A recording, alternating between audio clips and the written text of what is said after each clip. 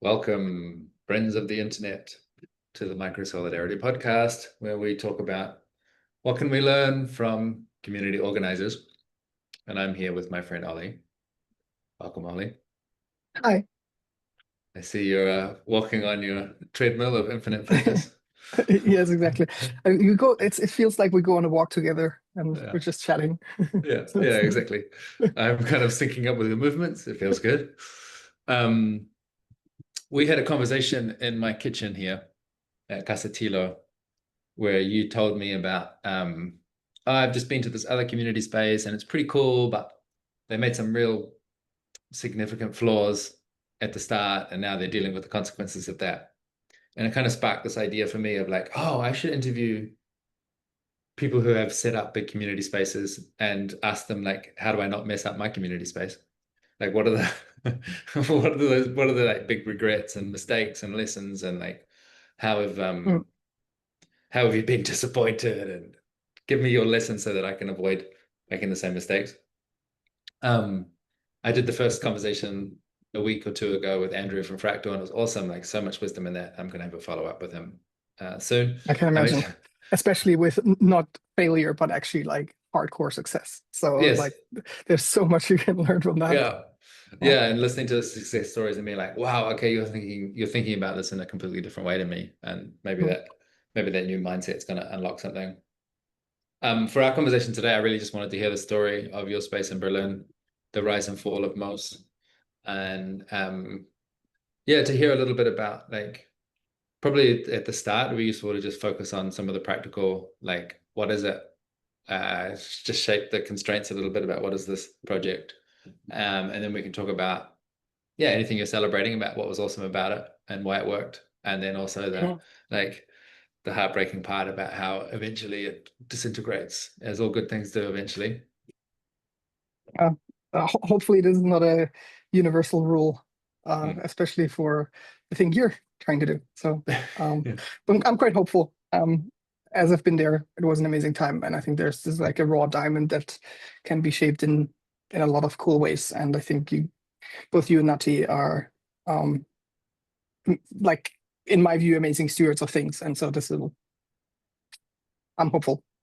Thank I'm you. quite confident that it works out. Thank you. Do you want to tell us about your space? Yes, yes. Maybe as a disclaimer, and this is exactly what I just told you quickly before we started the recording. I'm going to talk a lot more from like failure of these things and things that didn't work out, because I've not so far been in the situation that I ran a successful community space. So whoever listens to this, please take this all with a grain of salt. Um, yeah, so yeah, uh, Moos was um, a lucky coincidence of COVID. So there was this space here in Berlin where the owners of the space had this like very big old factory that they renovated over the last 10 years, and have renovated a new floor um, before COVID, and then were supposed to rent it out in a more like Airbnb-esque fashion, but with more like community aspects to it, which then obviously fell through, and they needed urgently um, a few people who could take up the rent and actually live there for a couple months. And we, for some reason, were in the vicinity of that community through my friend Jakob, and um, then just got to move in, which I come to that in a second. It was part of the problem, that it was kind of such a rush, or Yeah. like kind of not planned entering that space. The space itself had a lot of alignment with what we wanted to do as a community there. They were progressive, that were caring a lot about like how to shape society and culture and make it more solidarity based. And so that meant a lot of our ideas were really welcome, and that made it a lot of fun because basically the landlords didn't give us any restrictions. They were like yes and to almost everything we wanted to do, which is rare for such a space, especially if they have already put so much money and work into doing it. And so we're just like, okay, we show up, and we do. And yeah, that felt great. Um, yeah, the what also was really nice is actually that we had our first year or year and a half during COVID. Like there was no FOMO of anything in Berlin. Like no one wants to leave. We're all like in it, and we're all making stuff for each other, running little events, workshops, whatever. So there was a lot of content of everyone leaning in, and um, that might be a bit controversial what I'm about to say, but I'm just saying nevertheless. We had like we did a napkin calculation, which is like guessing how many people were in our house during COVID, and I think it was about 800 uh like unique visitors, obviously recurring visitors of like friends, and we had like a really tight information network about COVID cases, and so we never actually had a single COVID case in the house, um which was miraculous. And I think it was this mix between us being careful but also not like hardcore, like, okay, Mm. you can only come in here if you're tested and things like that. We're just like, hey, let's be reasonable and let's make sure that we take care of each other. And so Mm. yeah, that was a wonderful time. We had like so much fun with each other. It was a beacon for the entire community around us because everyone knew, okay, there's a way for engaging. We had meditation retreats month long in the space. We had dance events, we had little parties, we had cooking, we had yeah, workshops, like I said. And so that part is something that I really want to take into, or like taking actually in some way as a requirement for the communities I'm engaging with, and the type of people that I would like to have in a community that I feel like enriched and safe and happy is one big requirement is like, are these people proactive in leaning in as themselves? Like if they don't, why are they Yeah. wanting to engage in a community other than consuming? And that can very easily lead to the structural problems that we ultimately had also at Moos in a bit different flavor, but it's kind of like, yeah, if you have too many people who take and too little people who give, then just a few people will hold the whole entire thing. And then if they leave, then things break down. And this is exactly what happened with Moos. Again, in a Yeah. not about our content, not around the things that we did for each other, but for more infrastructure or like Yeah. things that Yeah. need to be happening. Can you give Yeah. us just a little bit more factual information about sort of like the size of the space, how many people involved, Oh that yeah, side of things? sure. So the Moos as a whole um, it can hold about 150 people living and working there. It has a co-working space. It has a big yard. It has like had a wood workshop. It had multiple ateliers of artists and an experimental what do you call them? These experimental kitchen. It was what do you call it? Molecular Uh, cooking. Like they the were like gastronomy thing. foragers. Hmm? Molecular gastronomy. Yeah, exactly. They were like, and they mixed it with foraging, so there was kind of space for people both to create and work, but also there were multiple families living in the house. It was this like old bathtub factory. Um, it's what else do you feel like is important for Yeah, infrastructure?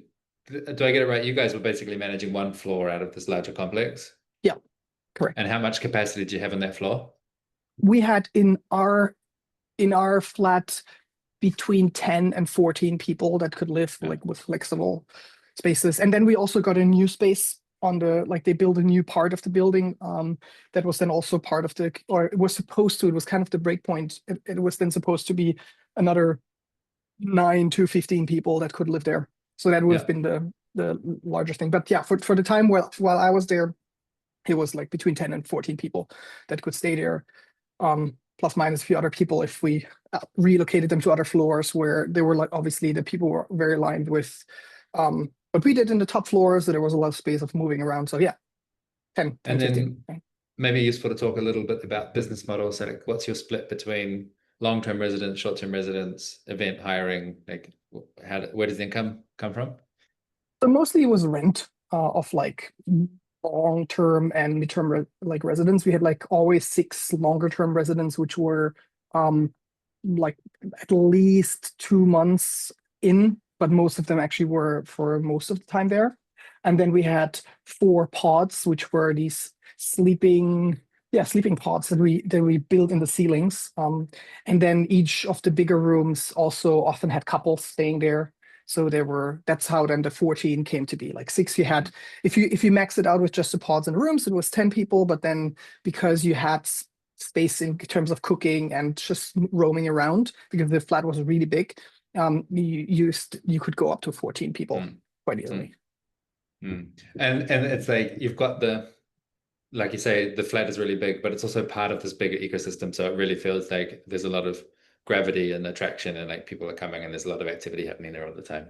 Yep, exactly. And you could expand and contract, and there was exactly, we had a basement cellar with a party room, for example, that is used by the entire house, that was capable of like holding function one speakers and not disturbing the neighbors, because we had like 1.5 meter thick walls out of concrete. We had the co-working space that people could go to. We had a big event hall in the back that we could run events. Yeah, so it was large, huge. So this amazing shared resource. Then in a real, like, every time I was in Berlin for the last few years, it was always like every few days there's another thing happening there. Like, oh, you should come. Like a constant warm welcome. Like, and always felt like something to orbit around. That people can find their place. So obviously an amazing opportunity. And then it's like, okay, and now it's expired. What happened? What are the what were some of the like pivotal dynamics that we really struggled with? Yeah, so I think like the biggest foundational breakpoint was the very start. And that was that we were all kind of smushed together without having had extensive work or living experience. Neither of us. Like so all of the 6 people that moved in the first round never lived together, never worked together properly. We had like some small stints. I personally had some small collaborations with one person, and the other person had also with some other, but not like really fully in a space where there's certain level of expectations of like, you live there, right? Like this is a different thing. You start making plans about what this thing could be and what the kind of what attachment people have to certain outcomes. And so like that it was ultimately not an aligned enough group to work through some of the foundational issues. Well, you might not need to work through these foundational issues if you have an aligned enough group and you already know, okay, with this person I work really well, or we live together in this house and we have some previous experience and we know how to deal with conflicts and things like that. And then you might not or select someone to live with based on that. And we didn't have that time. And so that made turned out to then be like a very big issue in the end.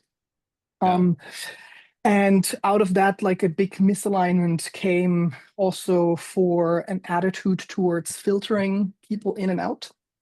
And we talked about this at length, right? Like this is, if I also go through all of the community experience I had, every single community that struggled in the process of making their culture work was ultimately, you could trace it down to people not having the emotional and intellectual honesty and bravery to make the decisions that are necessary of one, getting explicitly very clear on what is the type of people that are good for the community, and two, then also executing on it.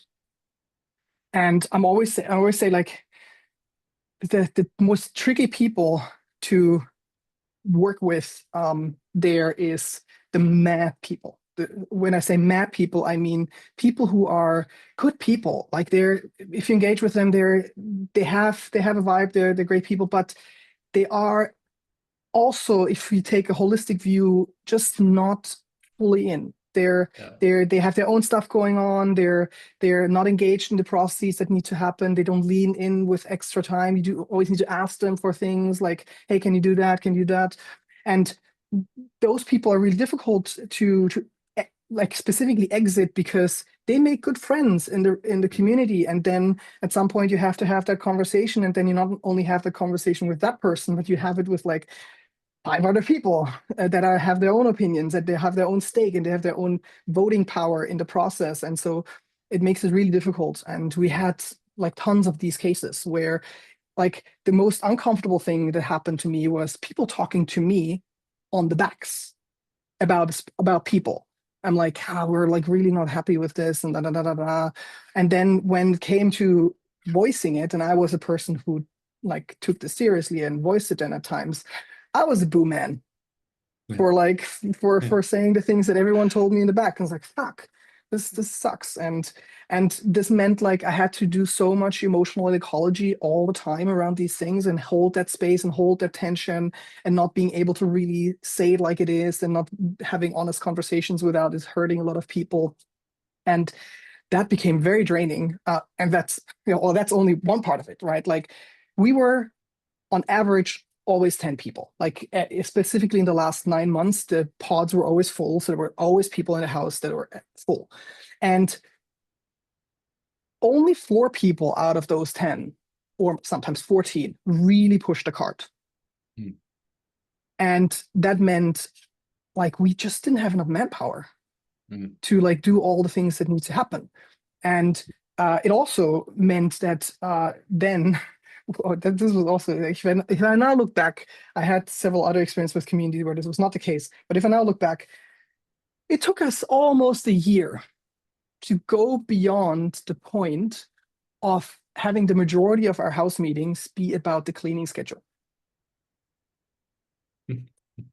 So you see, like this shows like we had to deal with so many mechanisms and rules and things to deal with the people that were not leaning in.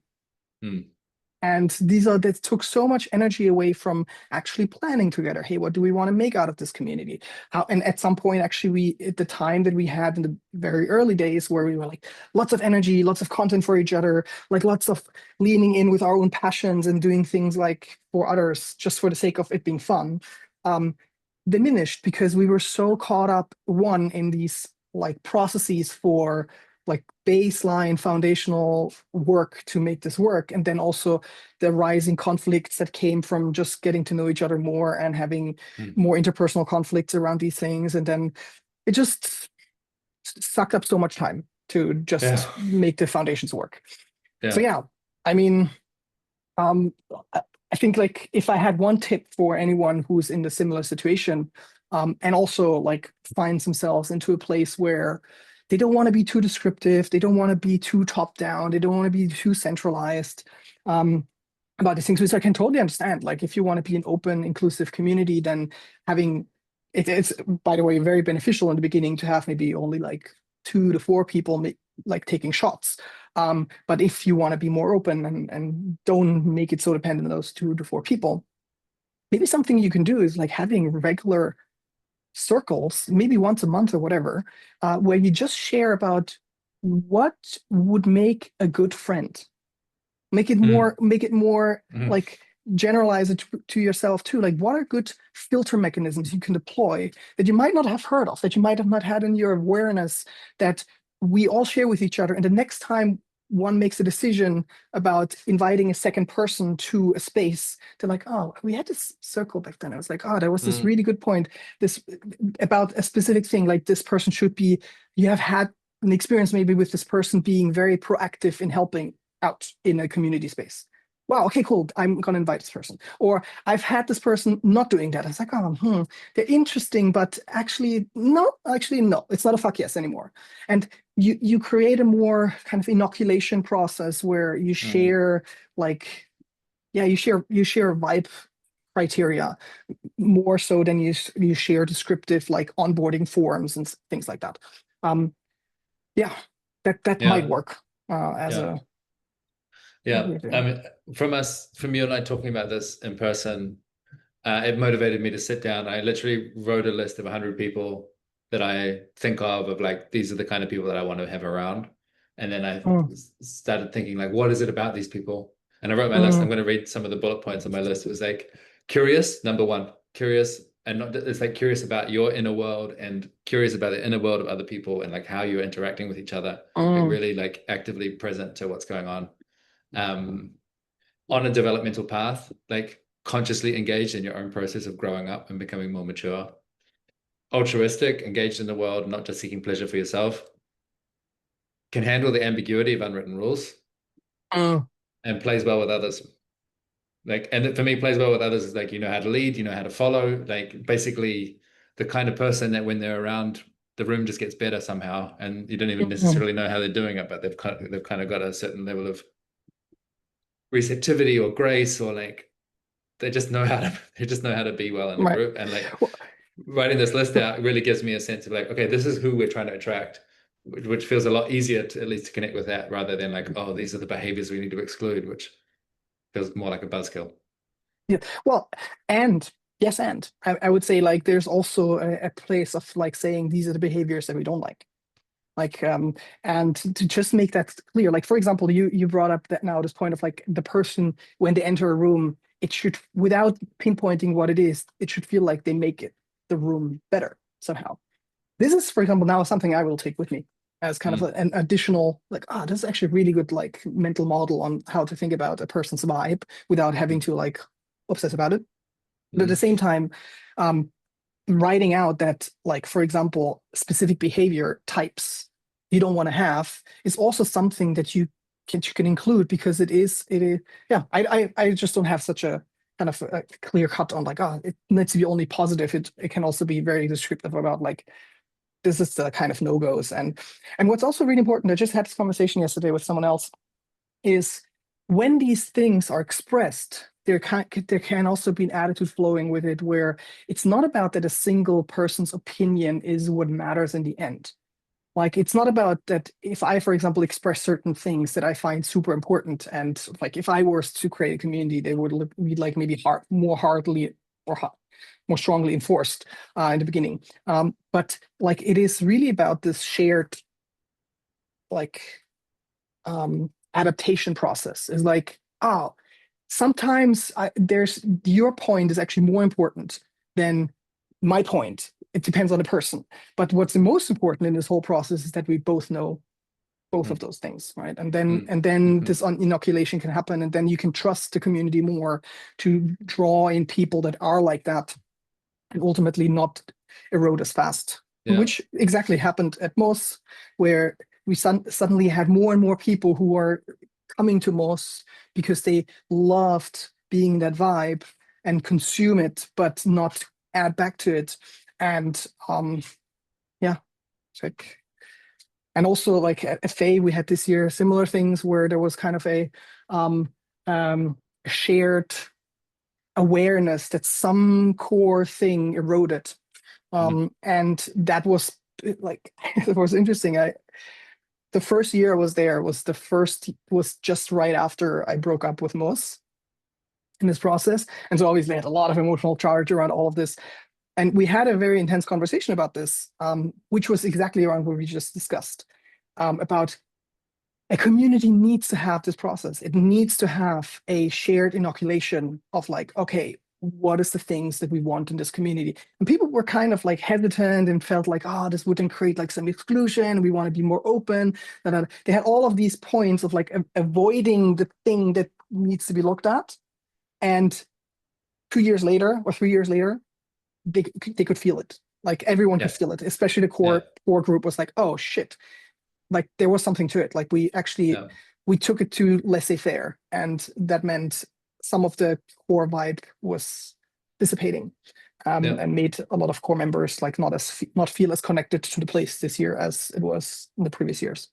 Well, it's like it's just basic maths, right? Like if you let more people in, if you open up your filter and you let more people in, you're going to get closer and closer to the average. And it's like, I mean, the whole point of doing these projects is because we don't like the average. We want to do something extraordinary. And so you've got to put a bit of filtering on the front door. And I wonder if even like you might not even need to agree on the filtering criteria, but just have people actively, people have agreed like there are some people that are a really good fit for what we're doing here, and there are other people that are not. And like we're actively paying attention to who's coming and like making conscious choices about what kind of character traits we want to see or what kind of behavior we want to see. I think Yeah, that could go a long way. yeah, exactly. And this is exactly what it's like. You don't have to agree on it. I don't have to agree on how important the point you made is. Yeah. I may have to agree a little bit that it is an important that there's some merit to your point, and I will take it into account whenever I'm encountering a specific context case where this point makes more sense than my point, maybe. But like, it's really about the awareness. It's really about, Yeah. okay, we have some exchange and get some more awareness, and that I suspect this can solve so many things without having to go through the very difficult questions of how to exclude. Because, oh yeah, maybe as a case here, like maybe some of you who listen or you know the embassy in San Francisco. It's a very long-standing community that has also gone through a transformation in the last like 3 years or so. Also based on some vibe deterioration, actually. But what they've done for a very long time and that made them so successful for a very long time is they have had this rule set that I really liked, where they said, okay, if you're new to the community, you obviously got invited by someone staying there, or like you got through some connections in, but like if you're new to the space, your maximum time of being able to stay there is 2 weeks. It doesn't matter if in those 2 weeks you are the 12 out of 10 person, doesn't matter. You have to leave. And then it is an intentional invite from one of the or more of the community members who says like, hey, I would like to bring this person back for maybe 1 or 2 months. And then it needs to be a quorum of 2/3 fuck yes. Yeah. And no. If there's a no, if people say, yeah, okay, sure, I have no like specific opinion, fine. But like if there's a no, then it needs to be discussed. There's a recursion that happens of like figuring out why there's a no of someone, because this is a strong statement. Yeah, and that meant, which is really important, that was actually some of the things that were difficult for our case in Moos, is that what that solves is you don't have to deal with every no. You don't have to deal with the psychological and social ramification of dealing with a no. You only deal with yeses. Because it like, yes, you have to deal with a no if there's a no internally, but towards the person who wants to come back, there's a lot less, or like maybe that person doesn't necessarily want to come back immediately, but it's more like you only really deal with anyway a person in the community having had already such a fuck yes that they said like, I want this person back, versus a person who applies again and is like, oh no, you cannot come. Like you need to be actually, there's no application process for long-term stay. It's really an intentional process. That obviously doesn't work for every size of community, but like the embassy was always between like 15, 20 people. So if anything below that, probably that process works out quite well. So if anyone, it also illustrates this principle of like, it's still very open. Like lots of people can come into that first step, but the openness is not infinite. Like it's bounded, and it says like, here's the agreement. This is what we're up for, and maybe there'll be more later, but like this much is what we know. And so it kind of satisfies people's desire to be open without leading you to just spilling out and including everyone who completely dilutes, like you said, the vibe dilution, like very important problem. Yeah. I was also wondering about, like you described this thing of the cleaning roster, maybe as a cleaning system being a symptom of like a lack of alignment in the founding team. If you were going to start again, what would your approach be around founding? Like I'm thinking about questions of leadership and authority and decision making, and like how many people to include at the start and how decision making operates, those sorts of questions. I think if I were to start again, I would start with like maximum 3 people in the core team. Of like, just it doesn't mean that's forever like that. I would actually appreciate not being like so central in both responsibility and power, but like generally speaking, I think for the beginning phases, you need to be able to make clear, concrete decisions without having to involve the whole community or a larger circle every time, specifically when it's about like decisions that are higher stakes, where there's a certain level of like risk that those 3 people took that make them just the better people to make those decisions. And hopefully in a process where we include other people's opinions, but not trying to make it so that we vote on these things, on specific things that are have high stake. I think the cleaning roster is actually an interesting thing. I still think formalizing it makes actually a lot of things smoother. Like we had this board at some point that I developed, which actually worked quite well. We had this board that we developed with QR codes on like every job that needs to be done in the house, and people just because we had lots of people coming through, right? So we couldn't always explain every single thing. So basically, we wrote a document for every of the chores that need to be done, and everyone had to sign up to 2 chores per week, and they could just move stuff around. And so it was fluid to people getting like adapting into their lifestyle or the preference of work that they like to do. But at the same time, it gave the ability for new people to onboard without all of the overhead. That's actually also a big problem in communities that have a lot of like throughput, where people get really tired on like unofficially onboarding people all the time to things. I think maybe experience that too, is like there's so much. It's not just about the cultural onboarding. It's like, oh, this is how we do things here, like about vibes. More like, okay, I have to explain you this, I have to explain you this, and because it becomes so much. And so that made it really nice. Um, Also, what I think one of the most rewarding kind of pillars of community was something you also did at Tilo, is having every day a group of people rotating to cook for everyone. It meant that you had so like it was we did this not we didn't do this for the first like 6-7 months or something like that, where it was a hassle because the kitchen was always dirty, obviously, because there's like if you have like 10 15 people cooking all the time, it just deteriorates, and you cannot even stop it. Like even like if you had even if there was a zapper on your neck, electrical shocks, if you don't clean it up, like some things would like slip in, and so it would just accumulate. And so this was one. It meant there was a community sit in, like we all ate together, and there was like less dirt in the house. The people who cooked together got to know each other better, and it was kind of like it was same as Tilo. Like the time in the kitchen is then fun, right? Because Yeah. you actually get to know a person deeper, and you have maybe dance parties in the kitchen, and then have like at Faye we have like disco dishwashing, which is essentially like we just put big ass speakers in the cleaning in the kitchen, and then like for half an hour, 45 minutes, 2-3 people like just bang out the dishes, and then it's done and it's fun. So, yeah, That's including cool. this kind of mini rituals of like Yeah. cleaning. We did it Yeah. at Tilo too, right? Like we turn on Yeah. music and then just clean. It's fun. Like, Is there anything else like that where you had these little wins where it's like, oh, this actually runs really smoothly and it's like an effortless way to take care of the space or take care of people?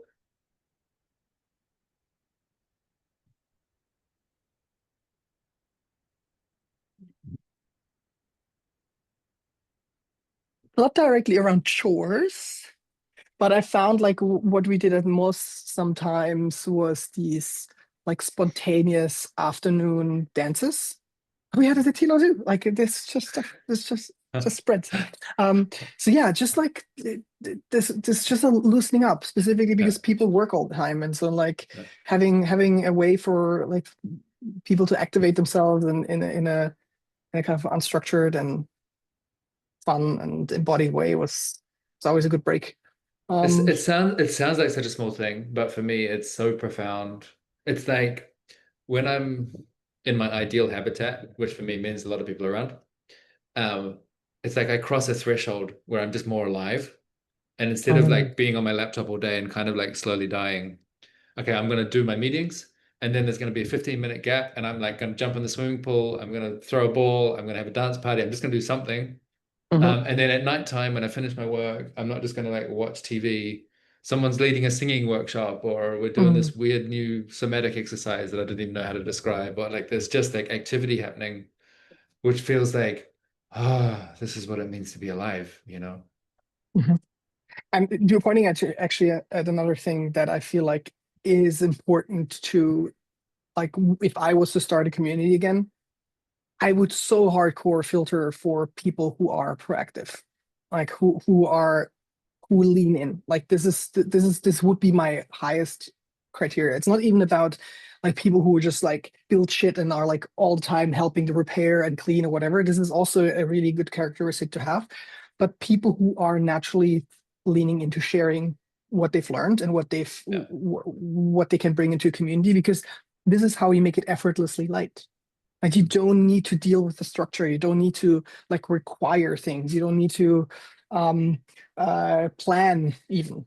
you just like, it just happens. Like some people then just say like, today I'm gonna make a singing workshop, or today I'm helping people vibe code, or this or a meditation, or chanting, whatever. Like it just happens, and it's just like this was the first year at most. This was very strong because there were a lot of people who came in who were artists and Mm.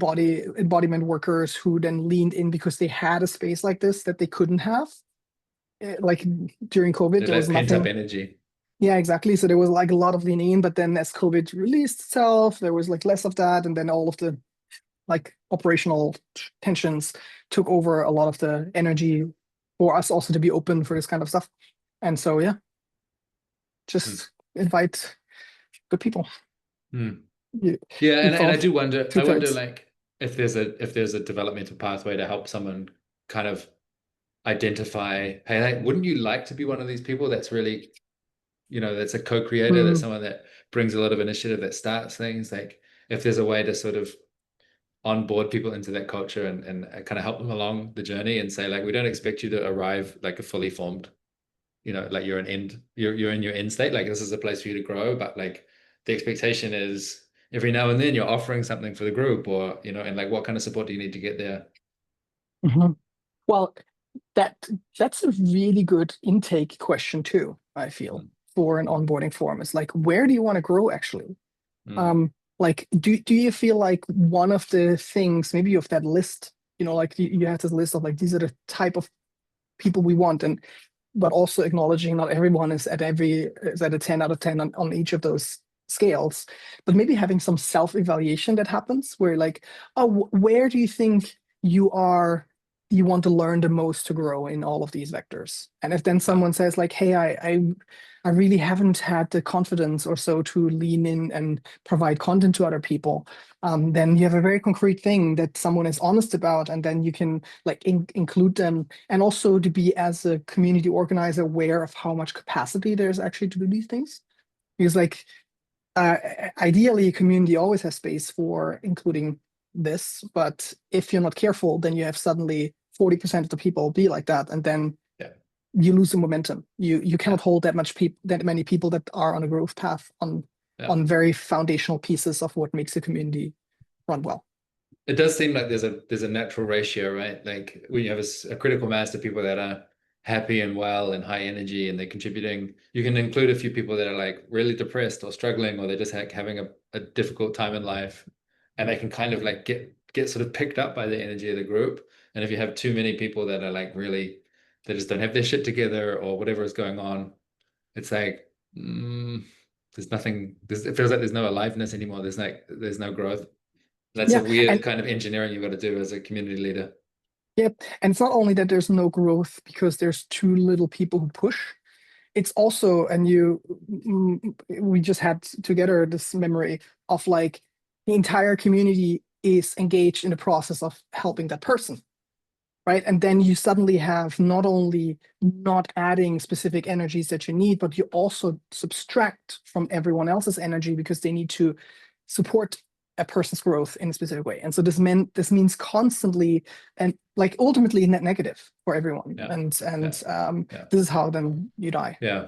This was a really big point that I took away from my conversation with Andrew from Fractal, which was basically like, if you're actually serious about your mission and the aims and the things that you're trying to do, as soon as you see anyone distracting you from that mission, your job is to get there in there as soon as possible and give them corrective feedback. And if that means please leave, then so be it. But like, if you know what you're trying to achieve and then someone is distracting you by maybe they're just like they're not a serious person, or they make women uncomfortable, or whatever is the thing, whatever's the dynamic, you just got to like as a leader jump in there immediately and give them a chance, and but there's not many chances, and just make it transparent like this is going on. I think this is going to be a essential growth area for me. Yeah. Well, I would say like from experiencing you in that situation, I actually have the impression you did a fantastic job last time. Of course, there might you yourself always have like a internal like, oh, I can be better at this. But if I look at many community leaders and how Hmm. earnest and like direct they are, you did a fantastic job because it already resolved so much within just that couple days we were there together, right? So it's like Yeah, and it can resolve so much if you're just earnest. And most people are actually really receptive to good feedback, and they just don't know. That's the Yeah. thing. And Yeah. that's also my takeaway of like from Moos. My intention to be transparent about these things is that um, I know it's short-term pain, but long-term it benefits everyone. Yeah. But if they, like, and if you're not aligned with the people that are making core decisions with you, and they have different opinions about this, then you end up in frictions where they prioritize short-term well-being over the long-term benefit of the community unknowingly, right? Yeah. I'm not saying that this was in bad intent or like, but it's more like their own desire to protect the peace in the moment overshadows the understanding of what it means in the long term to have these uncomfortable conversations. And yeah, hence, if I had to a requirement on my co-founders for something like that, is like earnest. Like if Yeah. they cannot talk about straight about these things, no point. Because it also means like you cannot actually have a earnest conversation with them, because they're the most likely gonna be avoiding specific type of conversations also, and pending up energy, then bringing it out in different ways. It's like a mess. So Yeah. Well, if you can't have the conversation with your co-founder, you can't really expect that they're then going to be able to have the conversation with the community member. exactly. I wanted to ask, and I want you to be careful how you answer. Like, I wanted to know more about the team dynamics with the founding team, and like, I don't want to hear your dirty laundry, but like, is there anything you can share about maybe some of the values clashes or like some of the major points of disagreement that made you break up in the end? Yeah. So I think like there was a couple pieces. One piece was there was a misalignment in what the place should be. Should Mm, it be a community house or should it be a home? mm, Which meant some people had a certain level of expectations on calm and peace inside the house versus energy of like, let's do things, let's have events, let's have cooking together, like these kind of things. Um, the second thing was differences in dealing with conflict. So, like some of my co-founders had a certain level of avoidance of stepping into these conflicts, which meant both we couldn't deal with certain things properly, or it took forever to go through these, or they were kind of like uh, the frustrations came out in different ways that which made the place feel less safe ultimately because you never knew what's going to happen. Um, Um, and yeah, lastly, my big issue why I left was it was accumulation of all of this, and then also being aware I run a startup, and I was out of the four people, I I would say I don't want to step on anyone's foot, and maybe other people have different opinions, but I was definitely one of the people who put the most energy into the place, and so it was kind of like um it felt like I'm kind of holding this whole thing, both like yeah. operationally doing a lot of things, but also holding the emotional space between the co-founders and the community and all of this, plus running a startup. And I was at some point like, I can't do this. Like this should feel a lot less effortful. I'm not saying Mm. that it should be like without effort, obviously not, but a lot less. And I cannot hold both. And that's what ultimately led me to leave. But also then you could actually see what happened. Like after I left, it took like 2 months, 3 months, and the thing was dead. And it was clear why, right? Like if there's someone leaving that is so foundational to hold these processes, it cannot hold itself after, it made the point very starkly clear of why there were frictions, like or why it was challenging because of these things that we just talked about. So let's say that you project a little bit into the future and you're having one of these moments where you're very full of energy and optimistic and like, oh, I'm going to start a new space. This is going to be great. Um, right now, while you're sober and you're thinking about how things can be difficult and stressful, what's some of the advice you would give to your future self before you start another place like this? Um, One is I want to have work experience with my co-founders, or Mm, an extreme level of trust of just knowing the person and having better filters on that. Second is I want to have enough money to not have to worry about financing the place for at least a year because one of the issues, we had to take in two people in the very early days out of the six, because the rent was quite high, and we Yeah. couldn't stem another two rents for months without filling those places.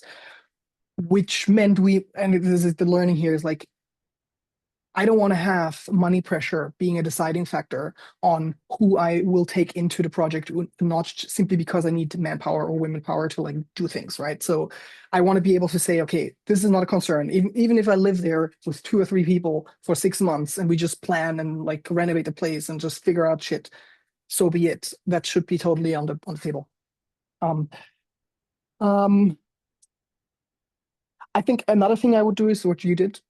Actually, I think that conversation that we had, on how you created your questionnaire and how you collected your 100 people, like this was helping me too. Like, it's like, oh, this is actually a really nice way to do it, because ultimately it means I already start with this very close circle of people that I already have experience with, where I'm saying like, I trust you, and I trust you if you invite another person that you make the right decision. And I think that can just kickstart already from the very beginning a much different energy. And again, this would probably not be possible if you're more than three people, unless you're like very aligned and you have like extensive experience of knowing we're not having divergent ideas on very foundational things. Then you can maybe do it with more people, but it's really good to know, okay, you have to coordinate with one or two people extra now in this particular phase of the thing. And the last thing is more like actually structural on the space. We actually didn't talk about this, but the one big issue with Moos was it structurally didn't have common spaces where you could lock yourself in. So this meant every common space was pass through. So this meant you could not have, say, a workshop or a more like silent, or just something where you don't want to be interrupted, Yeah. without interrupting both the people living there and the people who run the thing. And so I think this is super important. I would never rent a space anymore that does not have the ability to put 10 people into a room and be there for 5 hours without disturbing or being disturbed by anyone. That caused a lot of frictions, actually, because like a lot of the things were like, also from this perspective of, I think it wouldn't have been such a big deal for the people who wanted to live there as a home if they didn't have the feeling every time they exit the room, they're in this like wall of activity that could not dissipate in other places at all. Like it was basically just in the living room all the time. And I think if that wasn't the case, a lot of the tension would not have been so problematic around this particular question.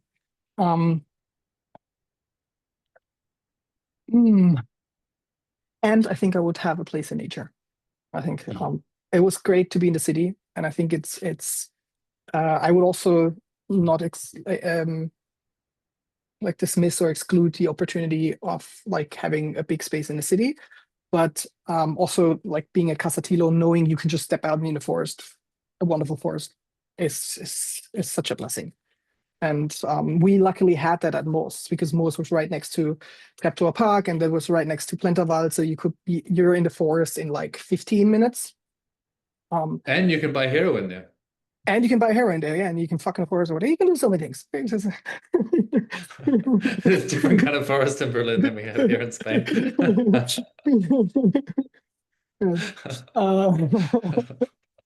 There's all flavors. So yeah, this is important. Yeah. Yeah. Yeah. I just want to double click what you said about having enough financial leeway and also the time horizon where, for example, you had three people living there for 6 months and you're just getting the space set up and just doing these little prototypes, little test events, not trying to fill the thing, but just like, let's actually find out how to live here well. It's definitely one of the things that I wish we'd done a little differently here, is just bought ourselves a little more time and not have financial pressure from day one, but just push that deadline out a little bit. So there's more, like you said, letting the not letting the money constraint set the decisions, but actually being more in touch with what's the creative vision, and then get the money to support that. Oh yeah, maybe adding to this, the one thing that the reason why Faye works quite well is because they don't have set the expectation of a long-term living condition in the place, which means learning from this, I don't think I would want to have it long-term be like that. It's just like 4 months out of the year.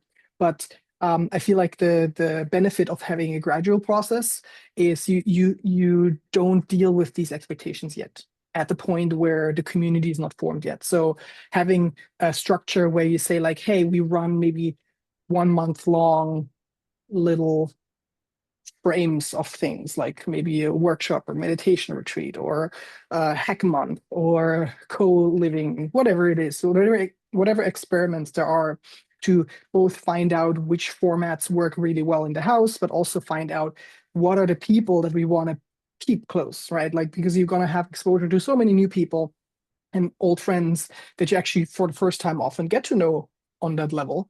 And then, once it's time to think about something that is more permanent, which might actually be years in, right? It's actually good. It's not a bad thing if you have this level of commitment, like 2, 3, 4 years in after you formalized a lot of things implicitly and explicitly. You found your tribe, you found the right people to then say, okay, we're now a core group of 10 people instead of 3. And then you have, or maybe you gradually increase those, right? Like maybe the next year you find one more person who's like super all in and you're also super all in with them. And then you keep them closer. And then the next person comes. And at some point you're 10 people. And with all of those 10 people, you're like, fuck yes, we're going to be family for the next 50 or 100 years. And if we take the longevity shake, then, then, so yeah. What's the website for your longevity pills? Substacks.store. Substacks.store. That's great. I was just With a thinking 2P. actually, it's 2Ps, SUPPS. Yeah. I was just thinking about your energy actually, and your optimism and your enthusiasm, and like obviously you're still full of life, and like we've been talking about a kind of disappointment and like, oh shit, it didn't work out the way you wanted. But the fact that you've still got all this enthusiasm to me says there's something really good that still happened there, and I just wanted to like make a little bit of space for what are you proud of? Like what was good about it? What are you celebrating? Why is it motivating to dust yourself off and do this again another time? Very good question. I just love being around people. And I also think, like, to some extent, being very honest, I haven't found that tribe yet in that, like, that I would be able to live for like 20, 30 years in a place together. And I would love that. And so I have like but also I have no pressure around it. We talked about this in the context of dating. It's just like it's gradually coming. I'm super in trust that this will happen, but this means I want to be enthusiastic about it, obviously, but also being aware that this might just take a few steps. And at some point, you just need to try, and then you try this, and you learn from this, and you try this, and you learn from this. And at some point, you're just like, and this could only work. It's like, oh, now it just happens if you do these steps. And so, like, the journey is the path, and the journey is the goal. And so, like, you have this, yeah, that's what keeps me excited about it. And Mm.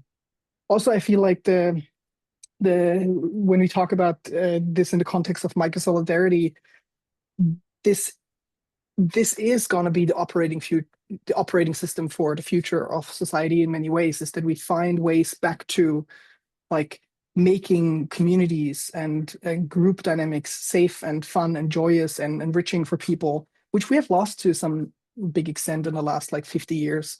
And knowing or having seen how many people went through Moos, went through Faye, went through the embassy, went through your place, transformed in like excited about life, new opportunities. This is like, well, it tickles my fancy, like seeing this in people. And so I hope that I'm at some point I get lucky enough, and I'm fairly confident, but like get lucky enough to be able to shape at the foundation something like that Mm. that can not only transform myself but also other people in Mm. living their best lives.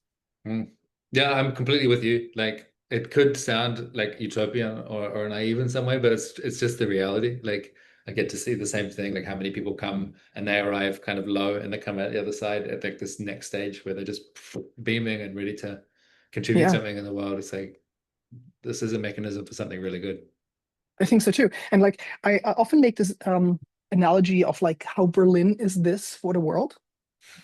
Like I've seen so many international people come through Berlin or meeting them in the world, and at some point it comes up that they were in Berlin and they said like this was the most transformational experience for me ever. I for the first time was enriched and held in whoever I was. It didn't matter. Like I could find the right people. It was effortless. I could be myself. I could learn something new. I see how the world could work. They take it back into their countries where things don't go at all like this, take that energy with them. And it's a bit like that. Like so Mm. many people that go through community and go through these personal transformations will enrich all of the networks around them. And I think you tweeted about this a couple of years ago, where you said like personal growth exclusively happens in relationships. Remember that tweet? And it's that we cannot I cannot sit in my room here and work my way to like being a better person. Like Yeah. Yeah. I need to engage with people, and I need to get real world feedback of like, oh, okay, this works well, this is not, and like, oh, actually, I thought I handled the situation or would handle the situation well, but I didn't. And so like, yeah, so creating these micro reactors all over the Mm. world, I think is super important. And Mm. yeah, Yeah, that's awesome. Well, it's good to be on the team with you. And yes, please come back to Casatilo. I'm engaged in the mission of finding you your tribe. I think I know a few of them. We can stitch them all together. yeah, I'm super excited. Like, what we definitely can plan, by the way, is like doing maybe a get together next year. We talked about this at Tilo. We're gonna start one, which I'm really, really excited in at Faye. Like they took a lot of my feedback serious, and we're gonna have like a more focused first month this year. We just had a conversation about that yesterday, so that's gonna be really exciting. And I'm also like, let's chat and maybe do something similar at Tilo Awesome. early next year. I would be so Awesome. down to do that with you. Ah, amazing. Well, I'll stop the recording and say goodbye to our wonderful audience. Please go Bye off and bye. host things. Ask us for Yes. help and advice. We'd love to support you. Buy the Micro Solidarity card game. Come to Micro Solidarity Camp in August if you want to learn how to do this stuff. You'll find it on eltilo.casa. Okay, talk soon.